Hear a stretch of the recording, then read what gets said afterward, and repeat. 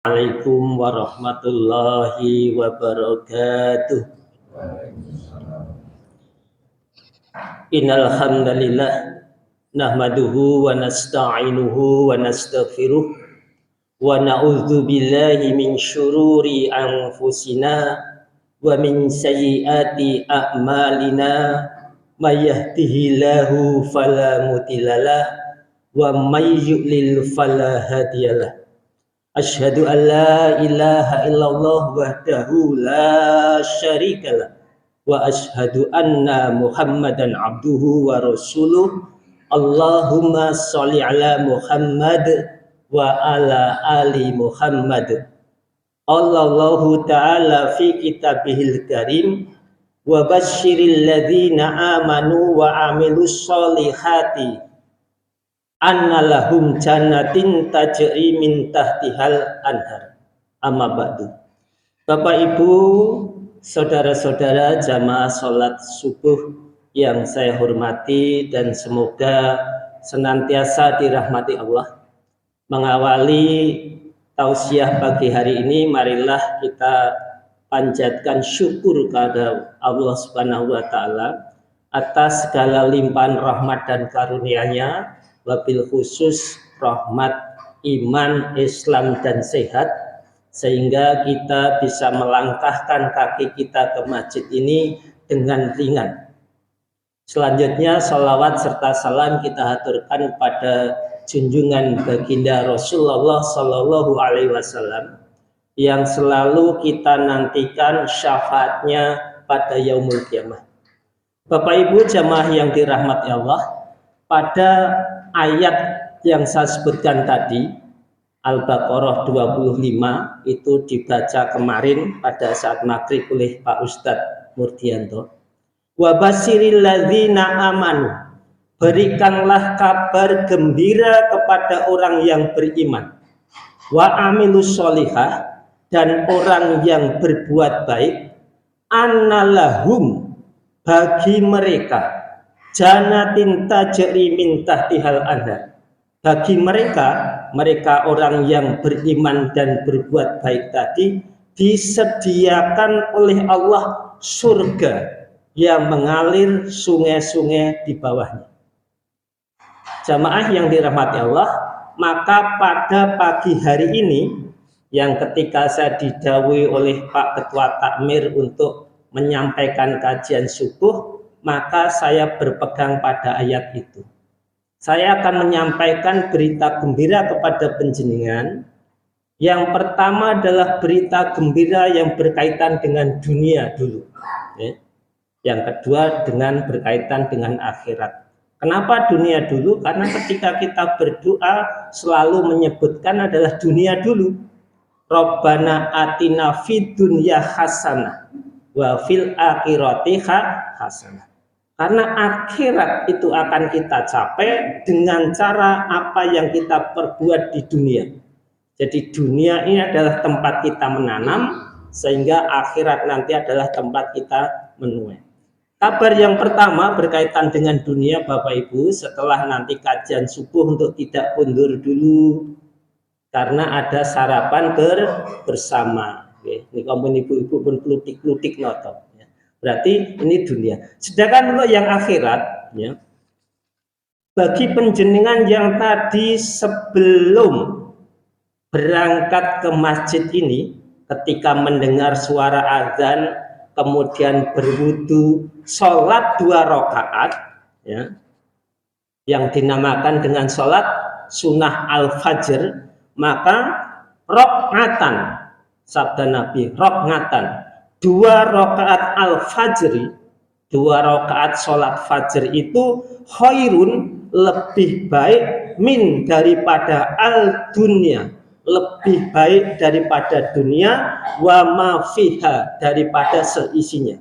Jadi ketika kita tadi sholat antara azan subuh dan iqomah itu sempat 2 rakaat saja, maka lebih baik daripada dunia seisinya.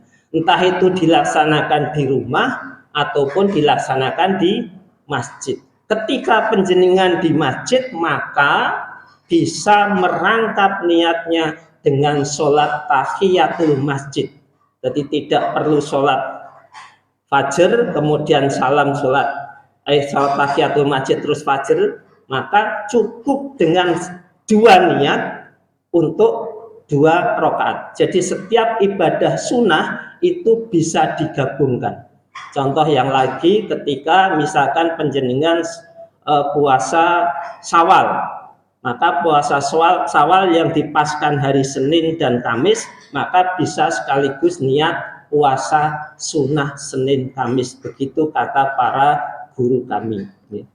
Yang kedua Bapak Ibu, bagi yang tadi panjenengan setelah wudhu dari rumah kemudian berjalan, khusus yang berjalan Bapak Ibu, yang panjenengan naik sepeda ontel atau sepeda motor tidak berlaku, ya, tidak berlaku, khusus berjalan.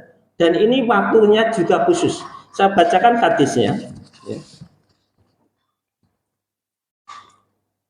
An Buraidah, dari Abu Buraidah radhiyallahu anhu, jadi dari Buraidah radhiyallahu anhu, an Nabiyyi sallallahu alaihi wasallam qala, dari Nabi sallallahu alaihi wasallam beliau bersabda, ya, Basirun, berikan kabar gembira, masaina fi dolamin ila, barang siapa, ya, yang menuju masjid, ila itu menuju, hati-hati saya pernah sering katakan bukan illa tapi ila, ya. Nek illa itu kecuali, nek ila itu sampai atau menuju, masajidi yang mereka menuju ke masjid, ya, binuri maka akan diberikan cahaya, tami yaumal kiamah, akan diberikan cahaya yang sempurna di hari kiamat. Jadi panjenengan yang berjalan dalam kegelapan ke masjid akan diberikan cahaya yang sempurna wajahnya di hari kiamat, yang besok akan dipakai oleh baginda Rasul mengenal umatnya di hari kiamat. Jadi orang muslim itu yang sering berwudu sholat akan diberikan cahaya yang sempurna wajahnya, disitulah baginda Rasul akan mudah mengumpulkan kita. Jadi ini Bapak Ibu hanya berlaku bagi sholat isya dan subuh, berjalan dalam kegelapan, ya. Sing berjalan kegelapan niku namung isya dan subuh. Lah nek maghrib gelap niku, maghrib niku mantuke mboten berangkate sih padang, nggih. Kondure pun gelap. Ini diberlaku bagi yang menuju ke masjid dalam kegelapan. Jadi monggo nek sholat subuh kali sholat isya mboten sah nitih kendaraan, biar insya Allah ketika di yaumul akhir nanti kita mendapatkan suatu cahaya kegelapan, cahaya yang sempurna. Kemudian selain itu ketika panjenengan dengan saya berjalan dapat fadilah apa? 1 langkah kaki dicatat oleh Allah sebagai 1 pahala kebaikan, sedangkan 1 langkah kaki yang lain untuk mengangkat derajat dan mengampuni dosa. Masya Allah, hari ini luar biasa. Kita yang hadir di sini insya Allah sudah memenuhi daripada itu. Kemudian yang lain Bapak Ibu, bahwa sholat subuh kita tadi, waktu subuh itu disaksikan oleh 2 malaikat. Artinya malaikat yang sip siang dan sip malam terjadi pergantiannya pada saat subuh. Saya bacakan, ya.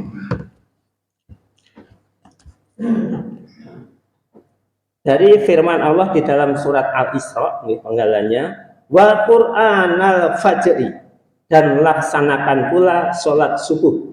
Inna Qur'anal fajri kana masbuda. Surat napa? Al-Mu'min. Panjang. Memang begitulah sunnahnya. Ketika sholat subuh itu bacanya yang panjang. Jangan sholat subuh bacanya kul wal asri, ya, panjang. Ini saya bacakan hadisnya, ya.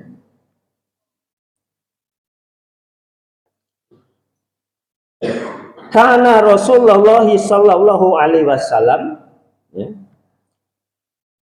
yaqra'u fil fajri, Rasulullah sallallahu alaihi wasallam bersabda ketika sholat fajar, sholat subuh, membaca ma bainas sitin, ila ma bainas sitin, antara 60 ila sampai al-mi'ati ayat, antara 60 sampai 100 ayat khusus untuk sholat subuh.